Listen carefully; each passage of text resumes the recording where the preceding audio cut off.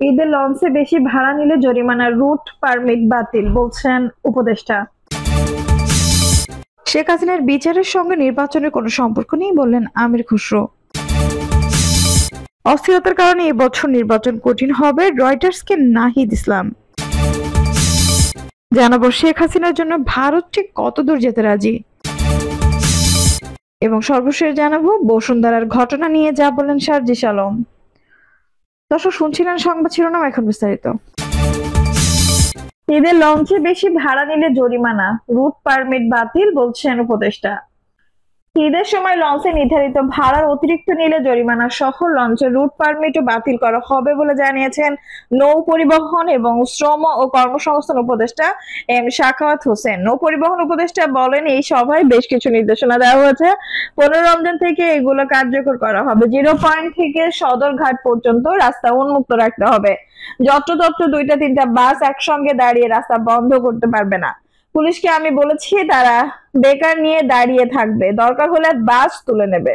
তিনি বলেন, গোলাপ শাহ মাজার থেকে শুরু হয়ে রাস্তায় যানজট।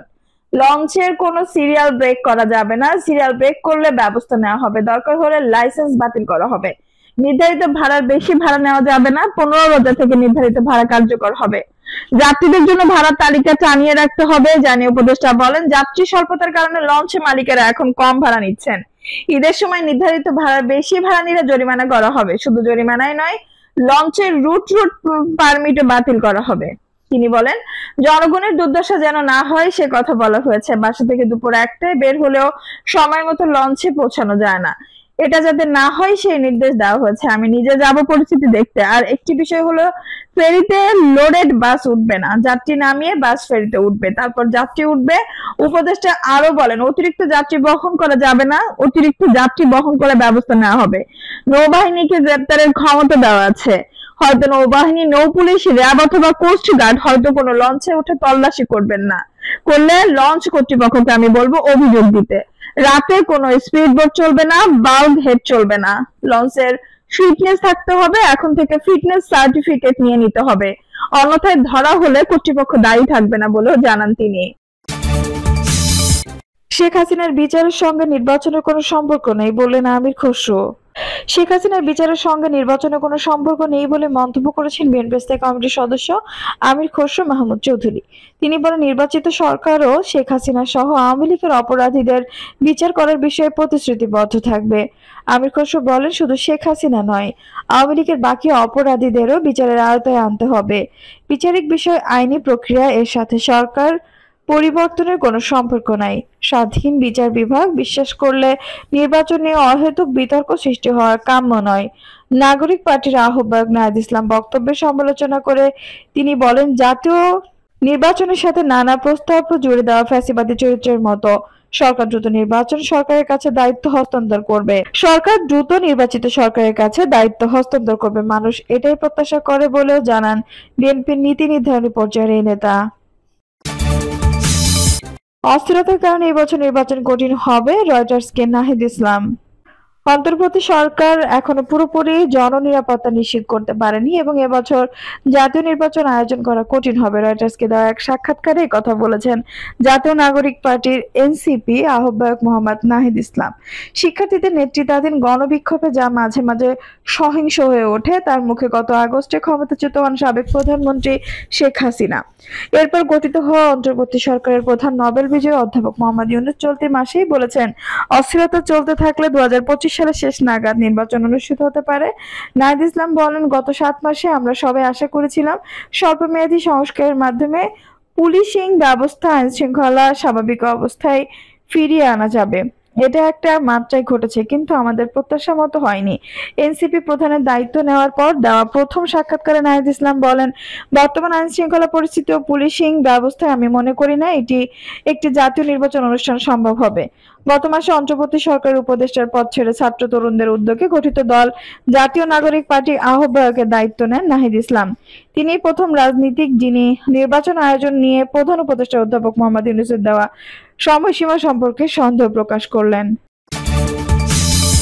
শেখ হাসিনার জন্য ভারত ঠিক কতদূর যেতে রাজি? ছাত্র জনতার গণ অভ্যুত্থানে গত 5 আগস্ট দেশ ছেড়ে ভারতে পালিয়ে যান শেখ হাসিনা। ভারতের ধারণা ছিল এটা একটি স্টপ ওভার আর তার মেয়াদ বড়জোর 6-7 ঘন্টার জন্যই। সেই ভুল ভাঙতে অবশ্য দিল্লির সময় লাগেনি। 6 মাস পেরিয়ে আজ 7 মাস ঠেকলেও তাকে এখনো পাঠানো সম্ভব হয়নি। তৃতীয় কোনো দেশে এবং রাষ্ট্রের অতিথি হিসেবে তিনি আজও ভারতে অবস্থান করছেন। এতদিন কেটে গেলেও হাসিনাকে নিয়ে ভারত কি করতে চাইছে আনুষ্ঠানিকভাবে তার কোনো আভাস দিল্লি দেয়নি। অতিথি হিসেবে থাকলেও তিনি এখনো ভারতের রাজনৈতিক আশ্রয় পাননি। তাকে সোশ্যাল মিডিয়াতে দলের নেতাকর্মীদের উদ্দেশ্যে ভাষণ দিতে অনুমতি দেওয়া হচ্ছে। এটা যেমন ঠিক তেমনি গত মাসে ভারত শেখ হাসিনার বক্তব্য থেকে নিজেদের দূরত্ব বাড়িয়েছে। রীতিমতো বিবৃতি দিয়ে ভারত জানিয়েছে শেখ হাসিনা যা বলছেন তা পুরোপুরি ইন্ডিভিজুয়াল ক্যাপাসিটিতে বা তার ব্যক্তিগত পরিসর থেকে বলছেন। এর সঙ্গে ভারতের অবস্থানের কোনো সম্পর্ক নেই। দেশটির পররাষ্ট্রমন্ত্রী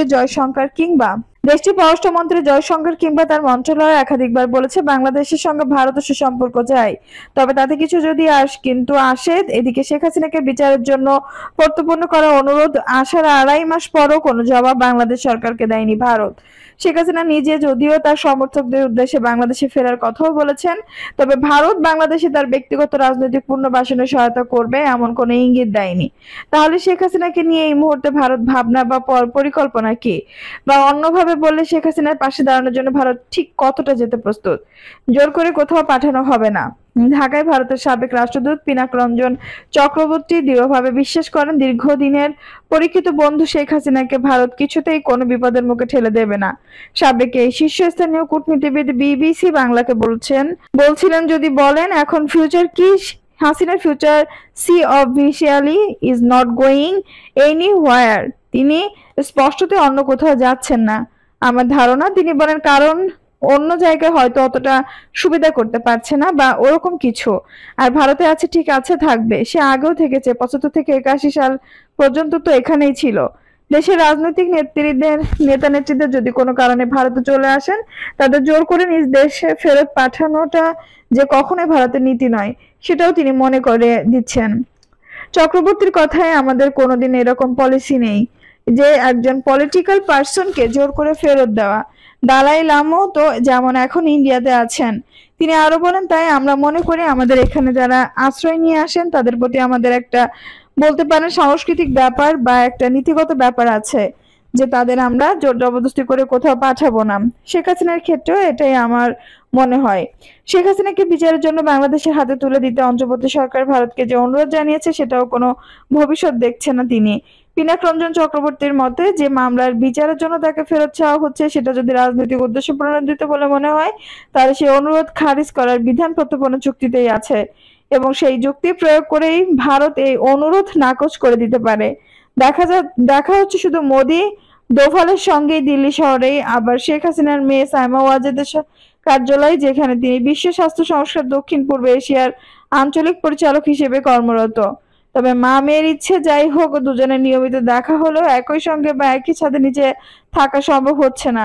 এর কারণটাও সহজ, সাইমা ওয়াজেদ রয়েছেন জাতিসংঘের একটি গুরুত্বপূর্ণ পদে, আর শেখ হাসিনা এদেশের অতিথি। ভারতের রাজনৈতিক সিদ্ধান্ত, ভারত তার রাজনৈতিক অতিথিকে দেশে জাতিসংঘের একজন প্রতিনিধির সঙ্গে একসঙ্গে রাখতে পারে না সহজবোধ্য কারণেই। তবে দিল্লিতে সিনিয়র কূটনৈতিক সাংবাদিক নয়নিমা বসু বলেন নিশ্চিদ্র নিরাপত্তার মুড়ে রাখা হলেও শেখ হাসিনার সঙ্গে কিন্তু মাঝে মাঝে দেখা সাক্ষাৎ হচ্ছে। বিবিসি বাংলাকে তিনি বলেন এই 7 মাসে আমরা দেখেছি যে বাংলাদেশের সাবেক প্রধানমন্ত্রী শেখ হাসিনাকে অনেকবার সোশ্যাল মিডিয়াতে স্পিচ দেওয়ার একটা অ্যালোয়েন্স দেওয়া হয়েছে। এমন নয় যে উনি এখানে চুপ করে বসে আছেন। তিনি বলেন ভারত সরকার এটা নিয়ে কোনো মন্তব্য করেনি, কিন্তু আমরা এটাও দেখেছি যে তারা শেখ হাসিনাকে অ্যালাউ করেছে যাতে উনি সোশ্যাল মিডিয়াতে প্ল্যাটফর্মস ব্যবহার করতে পারে, সেটা এক্স হোক বা ফেসবুক হোক। ওনার নিজের যা বলার আছে তা বাংলাদেশের বা বিশেষ করে আওয়ামী লীগ সাপোর্টারদের উদ্দেশ্যে বলতে সোশ্যাল মিডিয়া ব্যবহার করতে পারলেও শেখ হাসিনা কিন্তু পরিচিতজনদের সঙ্গে স্বাভাবিক যে সামাজিক মেলামেশা সেটা একেবারেই করতে পারছেন না। নয়নিমা বসুর কথায় আমরা এটাও জানি যে তাকে এখানে একটা সাংঘাতিক প্রোটেকশনের মধ্যে রাখা হয়েছে এবং খুবই কম সংখ্যক মানুষ তার সঙ্গে দেখা করতে পারেন, এটাও শোনা গেছে। এবং আমরা সোর্সের মাধ্যমে জানি যে প্রধানমন্ত্রী নরেন্দ্র মোদী আর জাতীয় নিরাপত্তা উপদেষ্টা অজিত দোভাল তারা দুজনেই শুধু দেখা করেন তার সঙ্গে, তাও সেটা খুব কমই ঘটে যখন খুব গুরুত্বপূর্ণ কোনো পার্টিকুলার ইস্যু থাকে। দর্শক, এই ছিল এখনকার সর্বশেষ সংবাদ। নিশ্চয়ই ভালো লাগলে অবশ্যই একটা লাইক দিন, কমেন্টে আপনার মূল্যবান মতামত জানান। সবসময় আমাদের পাশে থাকতে সাবস্ক্রাইব করে বেল বাটনটি অন করে রাখুন। ধন্যবাদ।